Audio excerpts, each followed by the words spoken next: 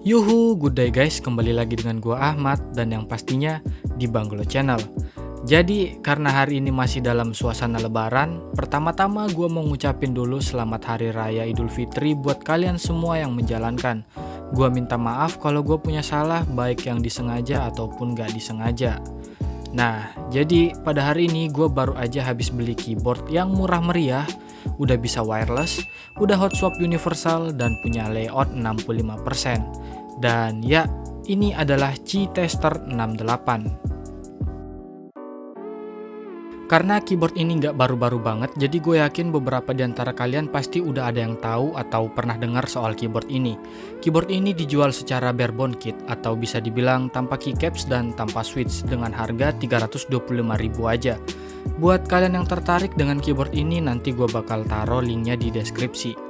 Dalam paket penjualannya kita bakal dikasih buku manual, 2 buah baterai cas ukuran A3, dan terakhir itu unit keyboardnya. Buat kalian yang heran kenapa kita nggak dikasih kabel, karena keyboard ini tidak mempunyai mode wired atau bisa dibilang wireless only. Dan untuk suplai daya dari keyboard ini menggunakan 2 buah baterai ukuran A3.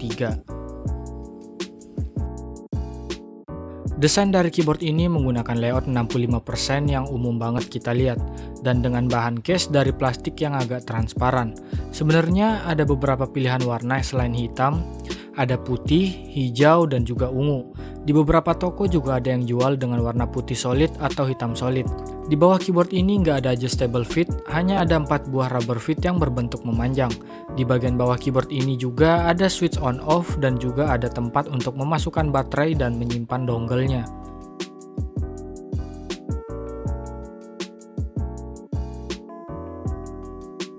Meskipun keyboard ini dijual secara barebone, tapi kita tetap dikasih stabilizer yang masih stok. Meskipun stabilizernya ini masih stok, step ini nggak ada wobble dan ngepas banget di plate-nya. Dan stemnya juga udah rata, jadinya gue nggak perlu clipping lagi nanti pada saat gue tuning stabilizernya. Plate yang digunakan di keyboard ini berbahan stainless steel dan berwarna abu-abu matte. Yang sayangnya waktu gue coba untuk scratch test, ternyata catnya gampang banget untuk nge-scratch. Di bawah plate-nya kita dikasih platform berwarna merah. Platform ini bahannya dari karet dan mempunyai ketebalan mungkin sekitar 4-5 mm. Emang cukup tebal sih platformnya ini. PCB-nya berwarna hitam yang sudah menggunakan universal hot swap socket. Jadi kita bebas menggunakan switch apa aja selama switch yang digunakan masih dalam Cherry MX style. PCB ini masih menggunakan konfigurasi north facing. Mungkin bakal lebih bagus lagi kalau udah south facing. Mengingat keyboard ini juga nggak punya RGB sama sekali. Tapi karena keyboard ini juga harganya cuma 300 ribuan, jadi masih bisa dimaklumin lah. Lalu di bawah PCB-nya ada case foam yang terbuat dari busa yang cukup tipis. Dan menurut gue busa seperti ini tuh kurang efektif digunakan untuk meredam suara hollow pada keyboard ini. Tapi ya gue cukup appreciate lah dengan apa yang diberikan oleh keyboard ini. Oke, mungkin cukup segitu aja first impression gue tentang keyboard ini. Dan selanjutnya gue bakal build dan sedikit modding keyboard ini biar jadi lebih baik saat digunakan. Pertama, gue mau ganti dulu case foam bawaan dari keyboard ini yang masih pakai busa itu, dan di sini gue ganti menggunakan EVA foam setebal 2 mm. Tinggal potong aja EVA foam seukuran case-nya, lalu dipotong-potong sesuai bentuk case-nya. Jangan lupa untuk melubangi bagian mounting point-nya biar nggak ngeganjel. Kalau udah, selanjutnya gue lakuin tempest mode pada PCB-nya sebanyak 1 layer.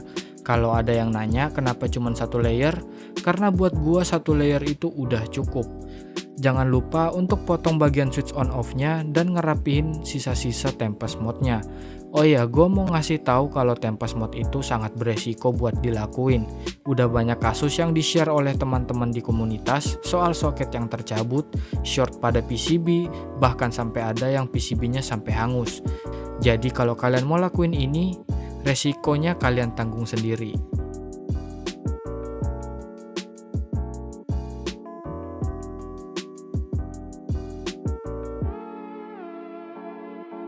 Nah, kalau udah masang masking tape, gue pasang lagi semua komponen keyboardnya seperti semula.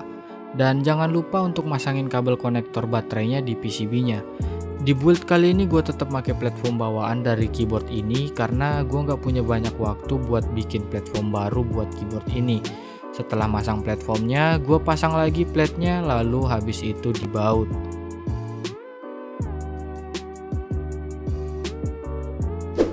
Nah, kalau udah, selanjutnya sisa gue tuning aja stabilizernya. Untuk stabilizernya yang pertama gue lakuin adalah looping housing dan stemnya menggunakan Krytox 205G0. Olesin secara merata, jangan terlalu banyak karena bisa menimbulkan feel becek pada saat ditekan.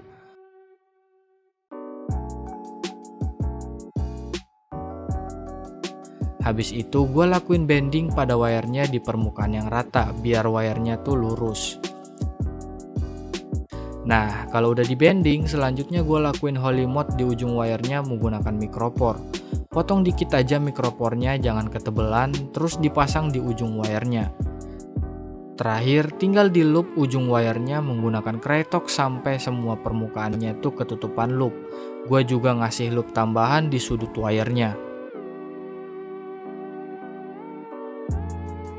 Sebelum gue pasang stabilizernya, gue lakuin bend add mode di bawah stabilizernya sebagai bantalan untuk meredam suara benturan dari stabilizer ke PCB-nya. Cara ini berguna supaya suara yang dihasilkan dari stabilizer bisa lebih konsisten.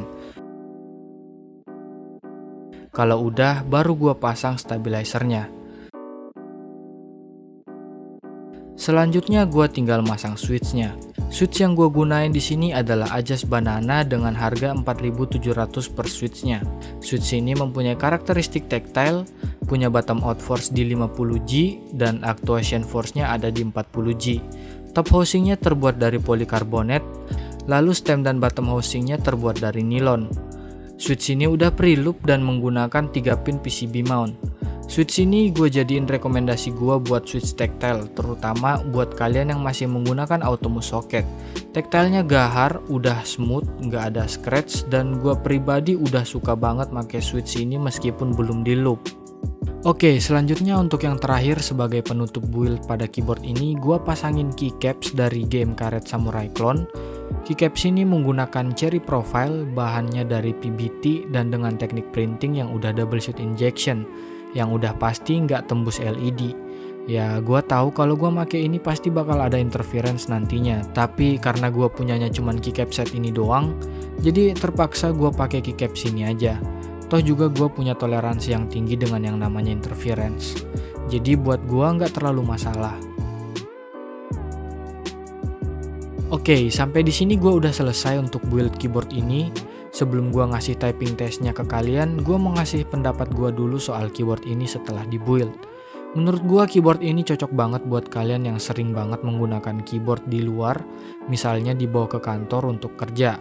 Keyboard ini juga cocok buat kalian yang butuh banget keyboard wireless, tapi budget kalian terbatas. Selain itu, karena keyboard ini dijual secara barebone, jadinya kalian bisa bebas untuk memilih switch dan keycap yang mau kalian gunain di keyboard kalian. Mungkin yang harus kalian perhatiin dengan keyboard ini adalah soal baterainya. Gue saranin kalau kalian mau menggunakan keyboard ini, mending kalian beli baterai cas aja biar lebih hemat daripada baterai sekali pakai. Oh iya, ngomong-ngomong gue juga mau ngasih tahu soal baterai yang gue dapat dalam paket pembeliannya itu, nggak semua toko ngasih bonus seperti itu. Jadi kalau kalian beli di toko yang beda dari gue, mungkin kalian nggak dapat baterai casnya. Untuk baterainya sendiri dalam keadaan penuh, gue bisa pakai selama seminggu dalam keadaan ngetik yang normal. Terus kalau untuk baterai yang lain gue kurang tahu karena gue baru sempat nyobain baterai ini aja. Oke, mungkin itu aja pendapat akhir gua soal keyboard ini. Kalau kalian punya tambahan, kalian boleh tulis di kolom komentar. Selanjutnya sebagai penutup, gua bakal ngasih typing testnya.